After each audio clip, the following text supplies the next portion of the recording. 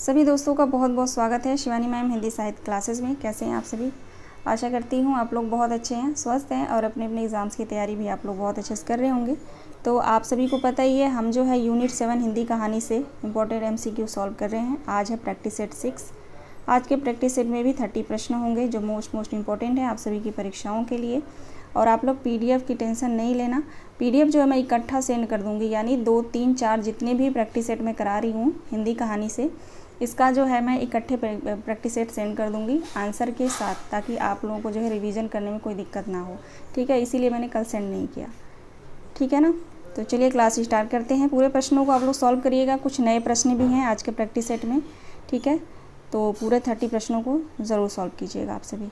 और जो भी भाई बहन मेरे चैनल पर नए हैं उनसे निवेदन है चैनल को सब्सक्राइब कर लेंगे। चलिए देखते हैं। आज का पहला प्रश्न है, अपना अपना भाग्य कहानी के संदर्भ में सत्य कथन बताइए।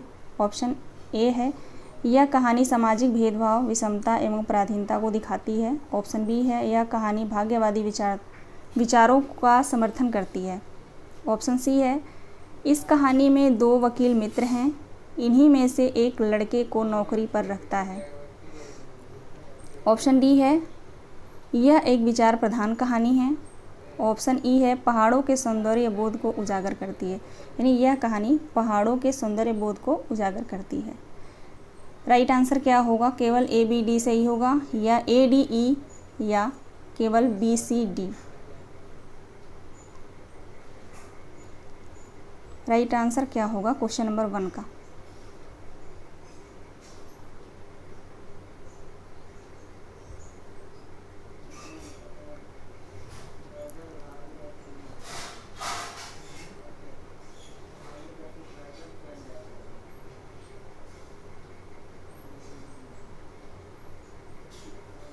राइट आंसर हो जाएगा इसमें A, D और E। A, D और E बिल्कुल सही जवाब है। ऑप्शन दूसरा राइट आंसर हो जाएगा। ठीक है, अब देख लेते हैं बी ऑप्शन क्यों गलत है। यह कहानी भाग्यवादी विचारों का समर्थन करती है, यहाँ पे लिखा है ना, नहीं करती है। ठीक है, साफ साफ लिखा हुआ है नहीं करती है। ठीक है, इसलिए गलत हो गया।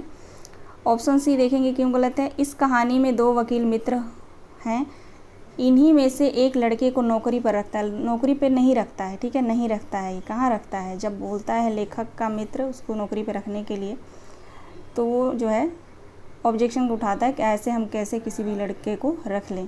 लेकिन लेखक का जो मित्र होता है वो कहता है मुझे पूरा विश्वास है इस लड़के पे कि ये आपके यहाँ रह के नौकरी अच्छे से कर सकता है।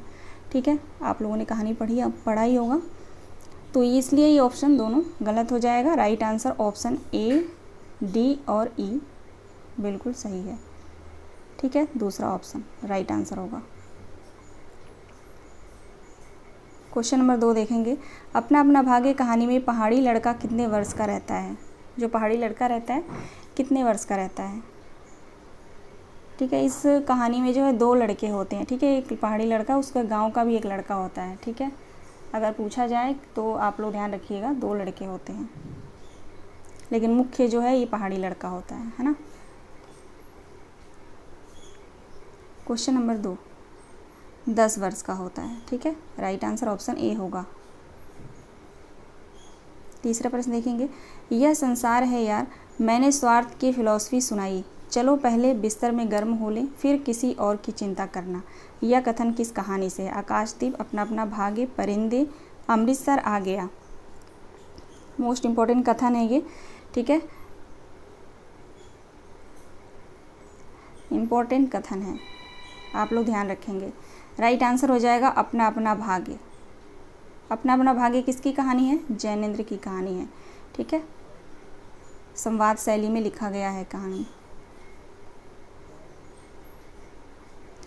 चौथा प्रश्न है, तीसरी कसम कहानी में हीराबाई कहाँ की रहने वाली होती है? तीसरी कसम में जो पात्र है हीराबाई, वो कहाँ के रहने वाली होती है? रास्ते में अपना नाम बताती है ना, हीरामन से कानपुर।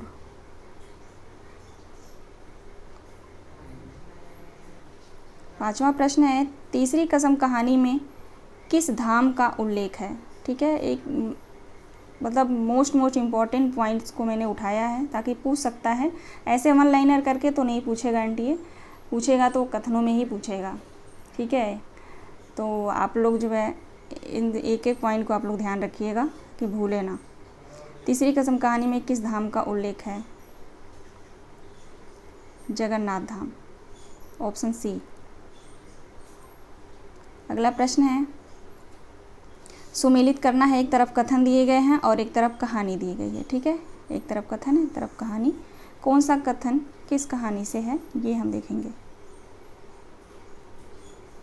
ऑप्शन ए देखते हैं।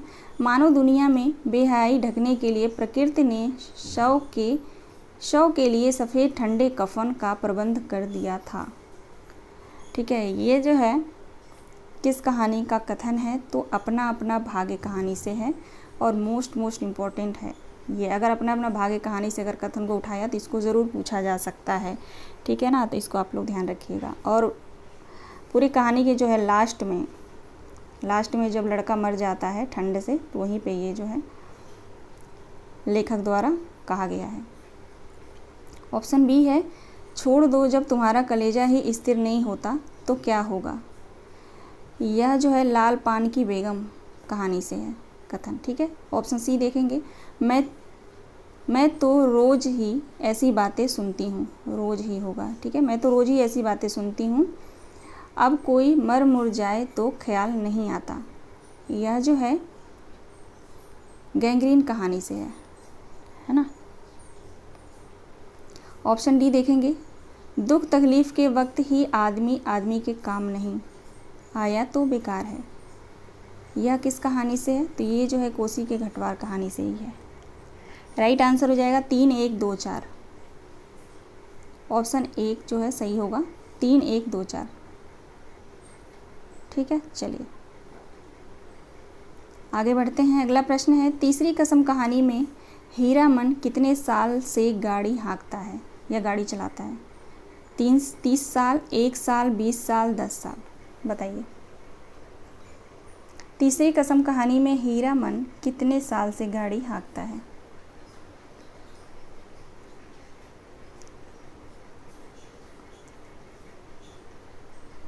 20 साल से। आप जब तीसरी कसम कहानी पढ़ेंगे तो स्टार्टिंग में ही ये बिल्कुल स्टार्टिंग ही पंक्ति में ही लिखा हुआ है, ठीक है, 20 साल से। तो आप लोग याद रखिएगा। आगे देखेंगे। अगला प्रश्न है, अली जावेद जैदी का दुनिया का अनमोल रतन कहानी के विषय में मत नहीं है। ऑप्शन ए, दुनिया का अनमोल रतन नवाब राय के द्वारा रचित कहानी है। ऑप्शन बी, इस कहानी का प्रकाशन वर्ष 1906 है। ऑप्शन सी है, यह नवाब राय की पहली कहानी है। ऑप्शन डी है, यह कहानी नवाब राय के मानसरोवर भाग 1 में संकलित है। तो डी ऑप्शन जो है गलत हो जाएगा, ठीक है। बाकी सभी ऑप्शन जो है अली जावेद जैदी की तरफ से के विषय में जो है ये मत है, ठीक है। और ऑप्शन डी नहीं है तो गलत हो जाएगा ऑप्शन डी। क्वेश्चन नंबर 9 देखेंगे। तू मोहब्बत का दावा करता है और तुझे इतनी भी खबर नहीं कि मजबूत इरादा मोहब्बत के रास्ते की पहली मंजिल है। मर्द बन, यो मोहब्बत ना हार। पूरब की तरफ एक देश है जिसका नाम हिंदुस्तान है। वहाँ जा और तेरी आरज़ू पूरी होगी। उपरोक्त कथन किस कहानी से है? यह कथन जो है किस कहानी से है? दुनिया का सबसे अनमोल रतन। उसने कहा था कानों में कंगना, अमृतसर आ गया।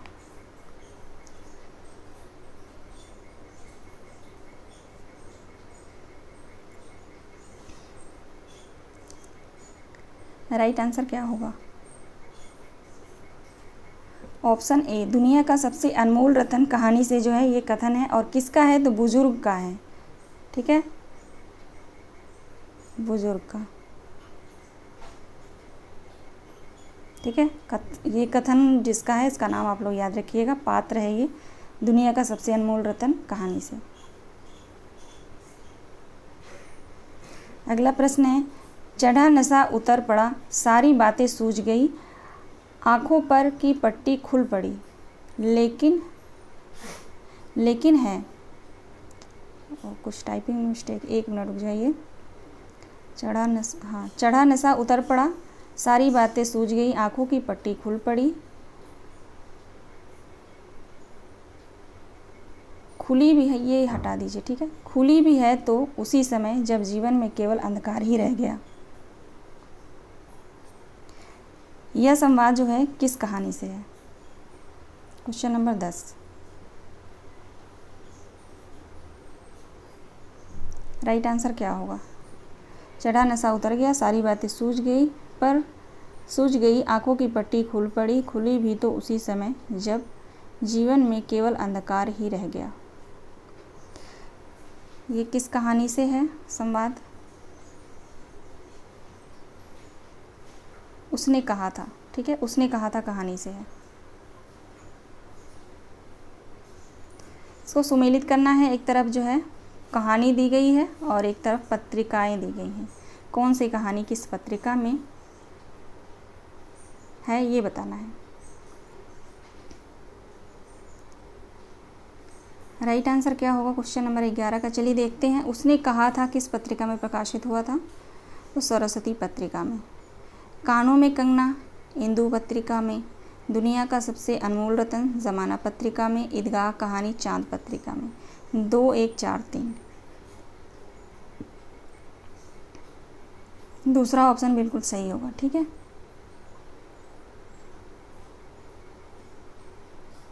आगे देखेंगे। तीसरी कसम कहानी में किस मेले का जिक्र है? तीसरी कसम कहानी में किस मेले का जिक्र है?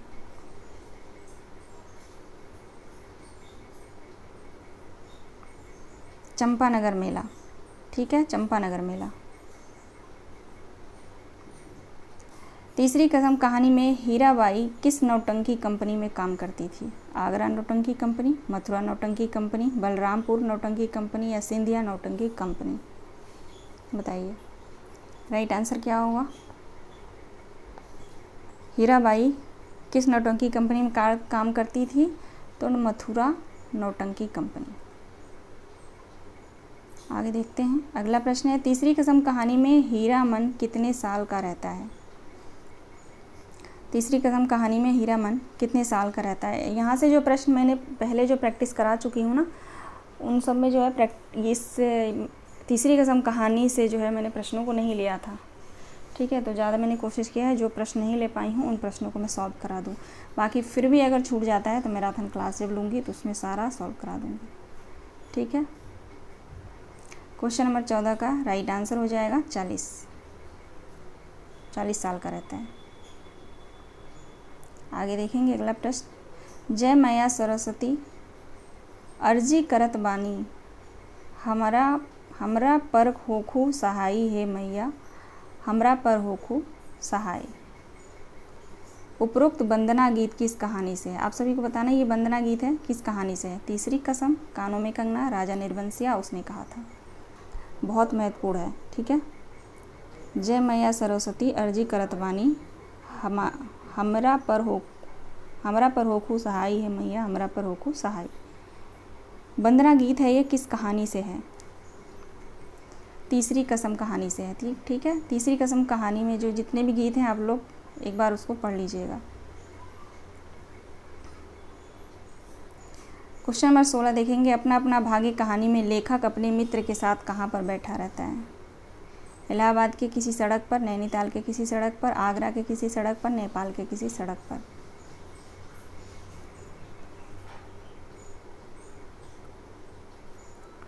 बी ऑप्शन सही होगा। निम्नलिखित कहानियों को सुमेलित कीजिए। उनके प्रकाशन वर्ष के साथ जो है सुमेलित करना है। इधर कहानी दी गई है और इधर प्रकाशन वर्ष।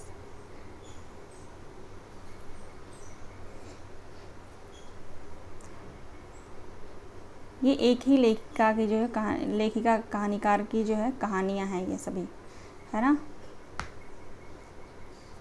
मैं हार गई, यही सच है, एक प्लेट सैलाब के लिए 3 निगाहों वाली मछली। ये ट्रिक है, ऐसे याद रखिएगा आप लोग, ठीक है। मैं हार गई, यही सच है, एक प्लेट सैलाब के लिए 3 निगाहों वाली मछली।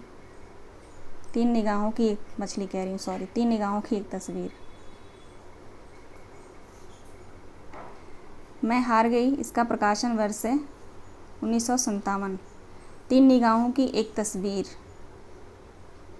1959। यही सच है 1966। एक प्लेट सैलाब 1968। ठीक, राइट आंसर हो जाएगा 3, 4, 2, 1। 3, 4, 2, 1। अगला प्रश्न है, गफूर ने कहा आप बेफिक्र रहें। पैक्टेस होगा।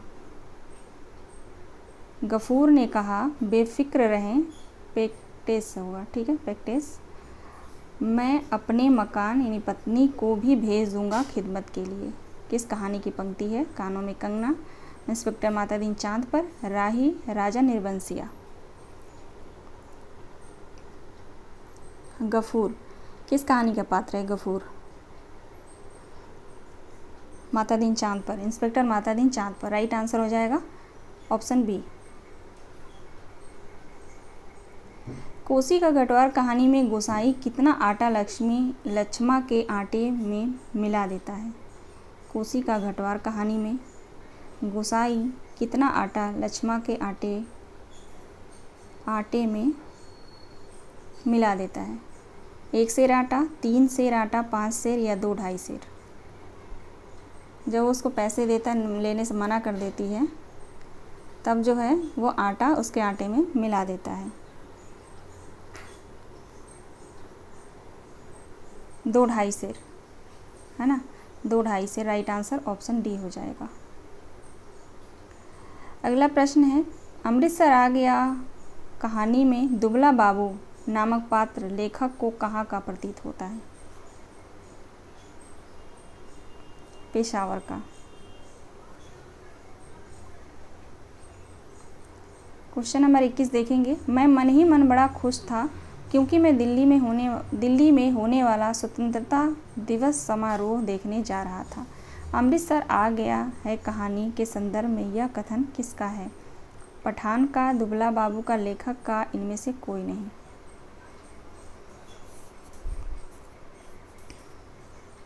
लेखक का है।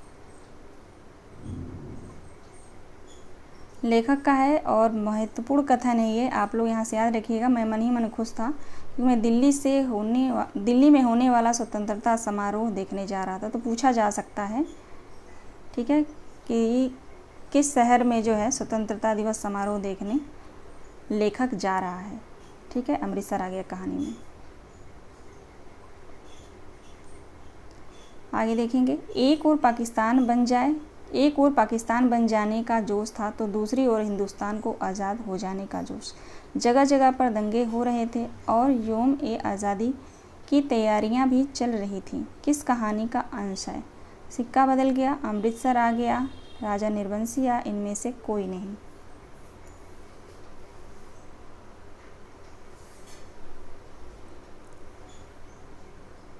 क्वेश्चन नंबर 22 का राइट आंसर क्या होगा?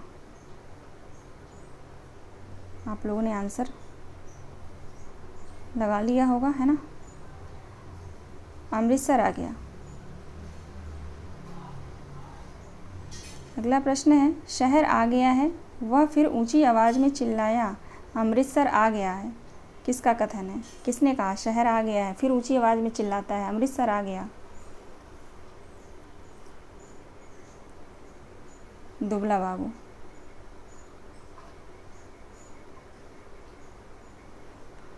क्वेश्चन नंबर 24 देखेंगे। अमृतसर आ गया में कहानीकार ने किस स्टेशन का उल्लेख नहीं किया है? झेलम का स्टेशन, वजीराबाद, हरबंसपुरा या गुरदासपुर? ठीक है, अमृतसर आ गया कहानी में जो है कई स्टेशनों का उल्लेख हुआ है। ठीक है, तो जिस स्टेशन का उल्लेख नहीं हुआ है वो है ऑप्शन डी, गुरदासपुर। ठीक है, बाकी तीनों का हुआ है, आप लोग ध्यान रखिएगा। अगला प्रश्न है, चीफ की दावत कहानी में दावत की तैयारी कितने बजते बजते मुकम्मल होती है? आसान प्रश्न है। राइट आंसर हो जाएगा इसका 5 बजे। राधिका रमन सिंह द्वारा रचित कानों में कंगना कहानी कब और किस पत्रिका में प्रकाशित हुई?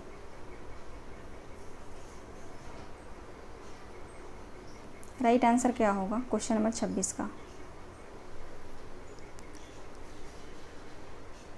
सी ऑप्शन सही हो जाएगा, 1913 इंदु पत्रिका में। आगे देखेंगे। राही से बातचीत के बाद अनीता के मन में अनेक विचार आए। कौन सा विचार उसके मन में नहीं आया? राही कहानी से क्वेश्चन है, ठीक है, जिसके पात्र है राही। तो प्रश्न है, राही से बातचीत के बाद अनीता के मन में अनेक विचार आए। कौन सा विचार उसके मन में नहीं आया, ये बताना है। ऑप्शन ए है, देश को किस प्रकार स्वतंत्र किया जाए। कुछ लोग आराम की और कुछ लोग चोरी कर कर पेट पालने की ज़िंदगी क्यों बिताते हैं। एक ही देश के निवासियों को खाने पहनने का समान अधिकार मिलना चाहिए। ऑप्शन डी है, सरकारी वकील की चातुर्यपूर्ण जिरह के कारण छोटे छोटे बच्चों की माताएं जेल भेज दी जाती हैं, ठीक है ना। तो कौन सा जो है विचार अनीता के मन में नहीं आया था? ऑप्शन ए, उसके मन में ये विचार नहीं आया था कि देश को किस प्रकार स्वतंत्र किया जाए। बाकी तीनों विचार आए थे, ठीक है, डी बी सी डी, ये तीनों विचार अनीता के मन में आए थे, ठीक है ना। तो याद रखिएगा आप लोग। चलिए, राइट आंसर हो जाएगा ऑप्शन ए। क्वेश्चन नंबर 28 देखेंगे। राही कहानी में अनीता अपने स्वप्न को सच्चाई में परिवर्तित करने की एक मधुर कल्पना लेकर घर गई। इस कथन में किस स्वप्न की ओर संकेत है? ऑप्शन ए है, देश को आज़ाद कराने का स्वप्न, भीख मांगकर और चोरी करके जीने वालों के जीवन को लक्ष्यबद्ध बनाने का स्वप्न, स्त्री शिक्षा के प्रसार का स्वप्न, या अंधविश्वास मुक्त समाज की स्थापना का स्वप्न।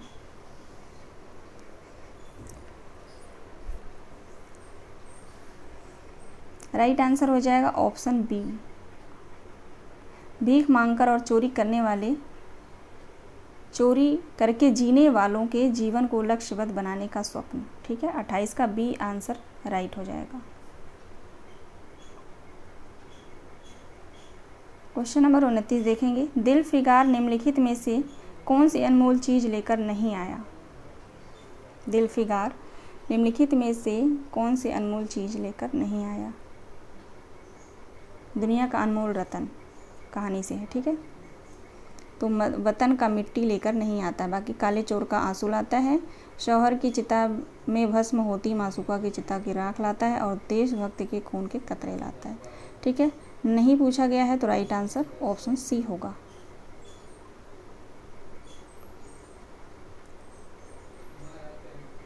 अगला प्रश्न है, हमारे मुल्क को ऐसी किताबें की अशद ज़रूरत है। हमारे मुल्क को ऐसी किताबों की अशद ज़रूरत है जो नई नस्ल के जिगर पर हुब्बे वतन की अज़मत का नक्शा जमाए। यह इस कथन में प्रेमचंद ने किस प्रकार की पुस्तकों की ज़रूरत की बात कही है? नई पीढ़ी को दिशा देने वाली पुस्तक, नई पीढ़ी में देश प्रेम का जज्बा विकसित करने वाली, या नई पीढ़ी में जोश उत्पन्न करने वाली, या नई पीढ़ी को नए ज़माने के अनुसार ढालने वाली। राइट आंसर क्या होगा? लास्ट प्रश्न है आज के प्रैक्टिस सेट का। राइट आंसर हो जाएगा नई पीढ़ी में देश प्रेम का जज्बा विकसित करने वाली, ठीक है। ऑप्शन बी सही जवाब है। तो आज का ये लास्ट प्रश्न था। कैसा रहा प्रश्न आप लोग कमेंट करके ज़रूर बताइएगा, और आप सभी से निवेदन है कि क्लास को लाइक आप लोग ज़रूर कर दीजिएगा, और जो भी भाई बहन मेरे चैनल पर नए हैं उनसे निवेदन है कि आप लोग चैनल को ज़रूर सब्सक्राइब कर लीजिएगा, क्योंकि यहाँ पे जो है निस्वार्थ भाव से जो है मैं आप लोगों की सेवा में हमेशा तत्पर रहती हूँ। बिल्कुल फ्री कंटेंट मैं देती हूँ, वो भी बिल्कुल फैक्ट, ठीक है, जो NTA पूछता है, जहाँ से प्रश्न पूछे जाते हैं। क्योंकि मैं खुद जो है मैंने नेट क्लियर कर लिया है, तो उसके हिसाब से जो मैंने कैसे पढ़ाई की, किस तरीके से पढ़ाई की, ये मैंने कभी अभी बताया नहीं। इस पर वीडियो मैं बाद में बनाऊँगी, लेकिन किस तरह से मैंने मेहनत किया, तो उसी अपनी मेहनत के जो मेरी मेहनत थी ना, उसी मेहनत पे जो है मैं आप लोगों की तैयारी कराती हूँ। उसी के हिसाब से मैं पढ़ती हूँ और आप लोगों को पढ़ाती हूँ, प्रश्नों को बनाती हूँ, ताकि ऐसे फालतू प्रश्न मैं ना बनाऊँ। उसका कोई मतलब नहीं है कि बच्चों को बेवकूफ़ बनाओ, कहीं से भी प्रश्न उठा के करा दो, है ना, उसका कोई मतलब नहीं है। क्योंकि NTA का अभी 2022 से जो है पैटर्न चेंज हो गया है प्रश्न पूछने का, ठीक है। तो उसी हिसाब से जो है प्रश्नों को मैं बनाती हूँ पूरी मेहनत के साथ। तो आप सभी से बस एक ही निवेदन है कि आप लोग क्लास को लाइक कर दिया करिए, एक छोटा सा कमेंट आप लोग ज़रूर करिएगा। ठीक है, चलिए मिलते हैं नेक्स्ट वीडियो में। आप सभी का बहुत बहुत धन्यवाद।